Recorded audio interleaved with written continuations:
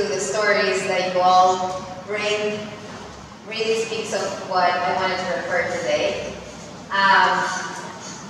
But first I wanted to thank you for being here. I'm already impressed that in a beautiful sunny Sunday, you're here to listen about the stories and to honor the history and the different cultures, and that tells me your commitment for Earth, your commitment for your land, and your commitment for what is expected generations to come. So I wanted to thank you for that.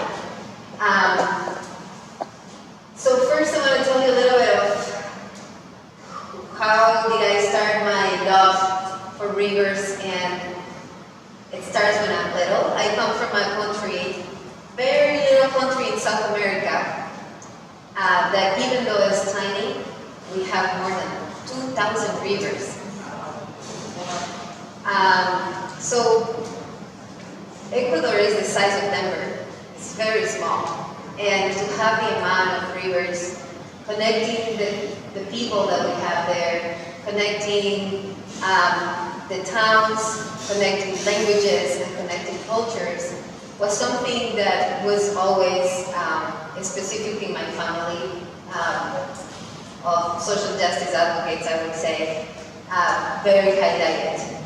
So when I was about 8 years old, my parents took me to spend about 8 months in the Amazon River, in the Amazonas.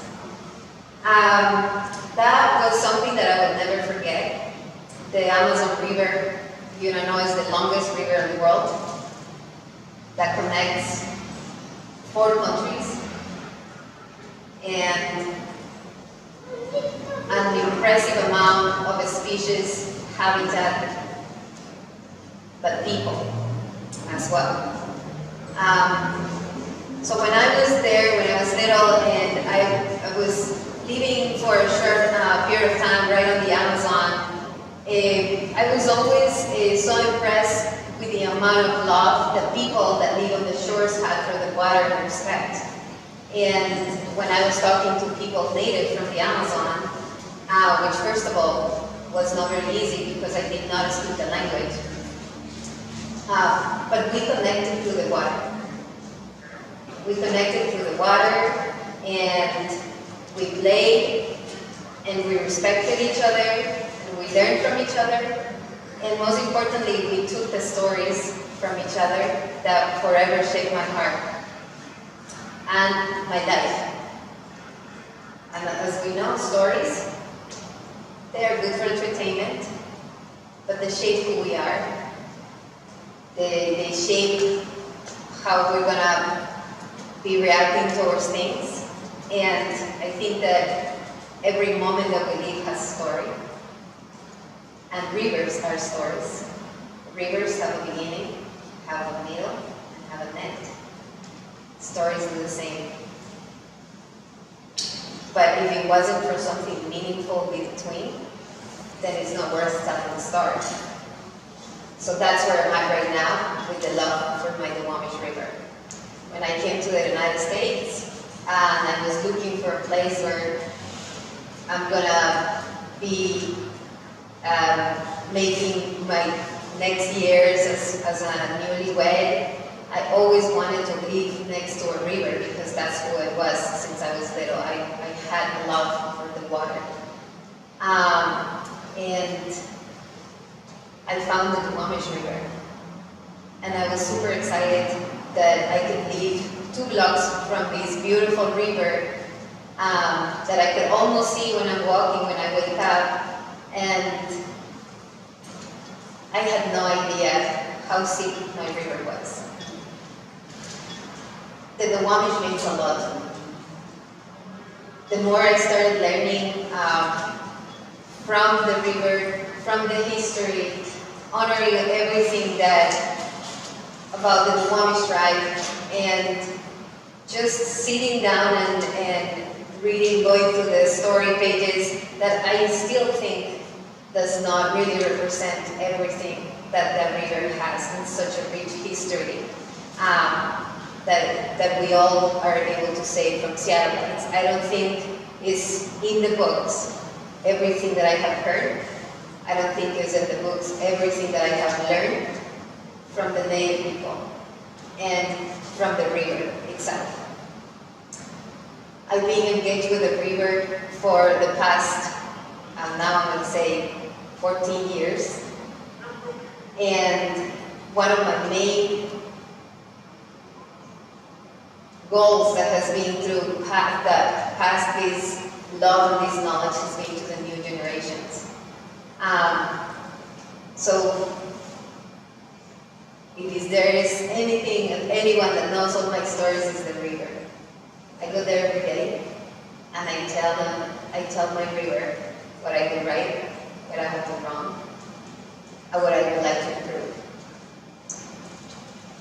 The river never lets me down. It's always there. And this is some of the things that I'm trying to pass it along to my kids. I tell them we don't have enough time to connect with nature. And this, right now that we live in this world going so fast, we don't take that time to thank our waters, to thank our trees, to thank our birds. So I always try to get this message across because of how empty our lives can turn in the day-to-day. But what I tell them the most is how important will be to be there for the river, because the river has always been there for us. And so how are we going to be vocal? How are we going to develop these stories if we don't connect? Because you can't tell a story if you don't connect. So how are we going to be telling this? By learning, by taking care of it, by nurturing, and by elevating that voices, specifically for those voices that are not there. And that's what I'm doing in my job right now as the director, and I have done it for the past 9 years. How do we make sure that all the people that this river has been serving, has been caring for, how are we going to elevate those voices for the people to make sure that the river is going to serve that people, that it's going to be the people caring for that river? I have a commitment, and that is the commitment to, especially to the Duwamish. I want to continue being there, but I want to make sure that the generations to come are coming. We have a beautiful youth, very big group of youth that are now enjoying and understanding and connecting with the river to a program that we have. But that is the main legacy that I want to leave, that this all the youth understand how important and how not sometimes in the stories that we tell are not the protection, are not the vitality of all the waters that are serving us. So what I want to leave at telling you is, let's learn from the rivers.